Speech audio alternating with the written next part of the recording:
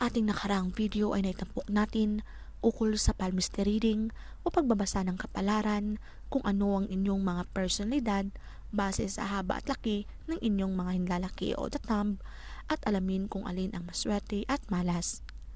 Kaya't kung hindi nyo pa po ito napapanood at kung interesado ka, ay pakicheck na lamang po sa aking channel or I will link down below on the description box.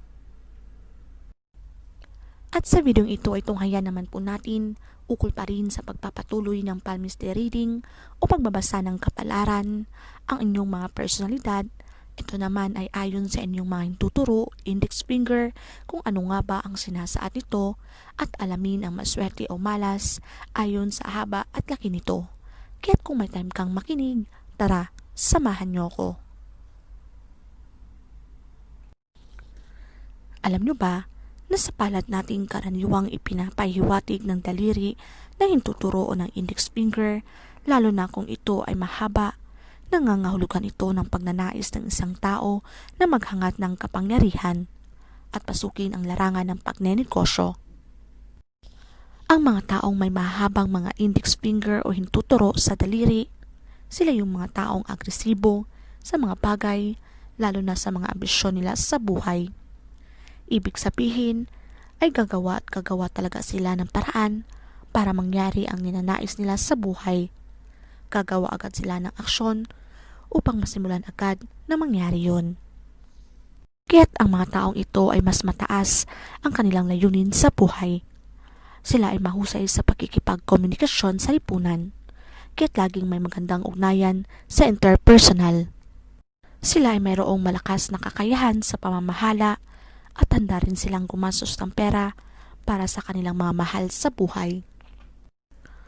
At kung ang inyong mga hintuturo naman ay kasing haba ng inyong mga middle finger o gitnang daliri, ito ay nagpapahiwatig na ang mga ganitong uri ay sila ay may posibilidad na kumita ng pera o mas higit pa. Pero nga lang, kung sila naman ay gagastos ay sobra-sobra. Kaya't mahirap para sa mga taong ito na makatipid o makaipon ng pera kahit madali lamang sa kanila ang kumita ng pera o salapi. Sa makatuwid ay kinakailangan nila itong kontrolin, kaya't nasa na kanila rin kung paano nila ito dalhin. At sumunod naman ay kung kayo ay may mga maiikling mga daliri, ang inyong mga hintuturo, index finger, ay kadalasan ang mga taong ito, sila ay napaka-seloso. At ayaw nilang sila ay nalalamangan, kaya't kung alam nilang sila ay nahihigitan, ay gumagawa agad sila ng paraan para wag lang malamangan.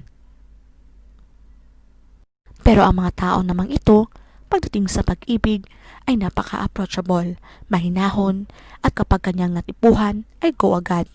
Ibig sabihin, hindi siya masyadong mapili, basta't kung ano ang kanyang tinutulak ng kanyang puso at kung saan siya masaya, ay wala na siyang paligoy-ligoy pa.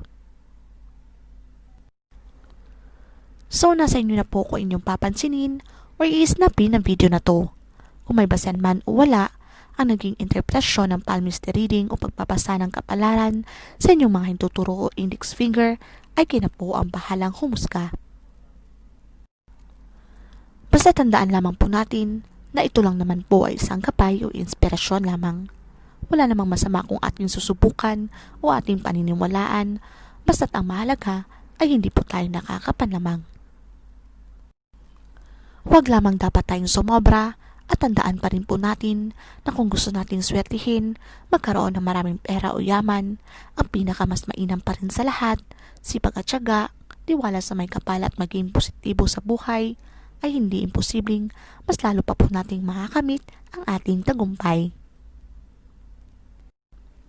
Marunong po dapat tayong magpahalaga sa kung ano ang meron tayo, dahil nasa atin pa rin ang may kontrol at tayo pa rin ang gumagawa ng ating kapalaran.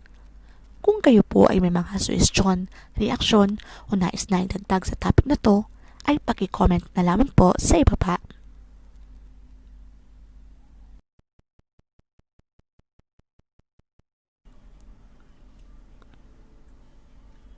At syempre bago po tayo mamaalam, ay nais muna nating alamin ang ating kapalaran sa ating mga buhay pag-ibig o ang ating mga love horoscope kung tayo ba ay siswertihin o mamalasin mula July 20 hanggang July 26, 2020.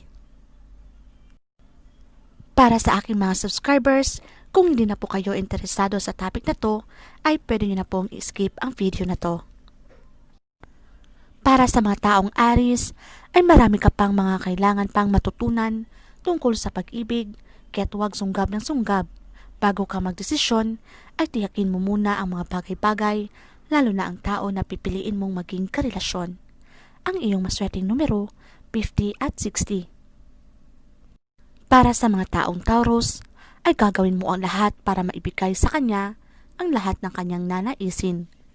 Kahit mahihirapan ka, ay walang kwenta sa iyo, basta't maging masaya lang siya. Pero sa araw na ito, ay mapapaisip ka kung karapat-dapat nga ba siya. Ang iyong maswerteng numero, 16 at 18. Para sa mga taong Gemini, may pait na hatid ang pag-alala mo sa iyong nakaraan.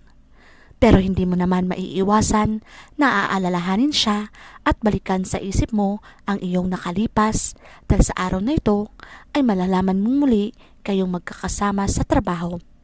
Ang iyong maswerteng numero, 7 at 24. Para sa mga taong Cancer, kahit maiwasan mo man siya ngayon, ay darating at darating pa rin ang araw na magtatagpo ang landas no sa huli. Kaya't hindi man maging maganda ang mga pagkakataon sa pagitan nyo ngayon, ay tatawanan nyo na lang ito sa kinabukasan. Ang iyong maswerteng numero, 18 at 19.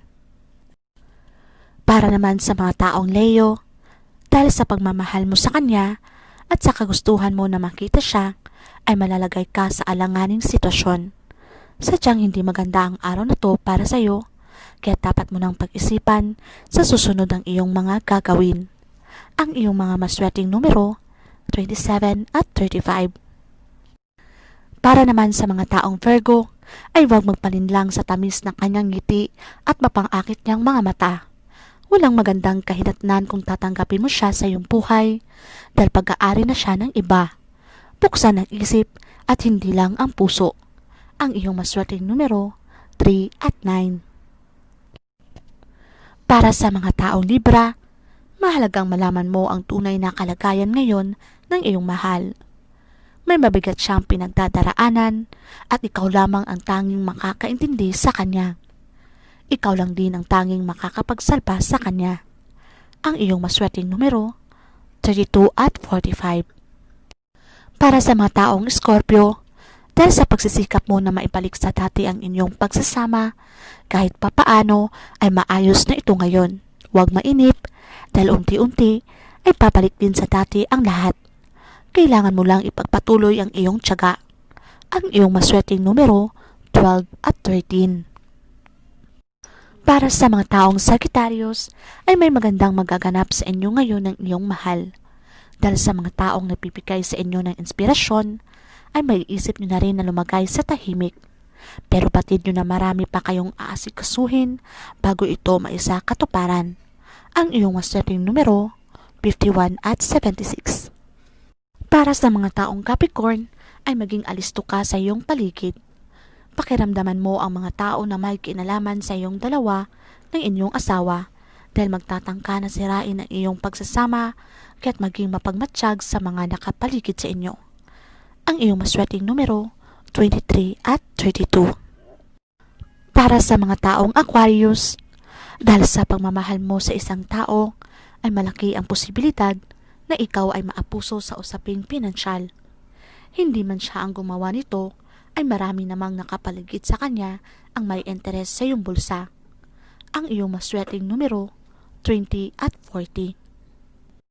Para sa mga taong Pisces, maging masarap ang tulog mo sa gabi dahil sa mga magagandang pangyayari ngayong umaga. Ngayon mo na lang ulit mararamdaman kung paano kiligin. Sa edad mo ngayon ay labis-labis ang mararamdaman mong saya na mararanasan mo pa ito. Ang iyong maswerteng numero, 38 at 57.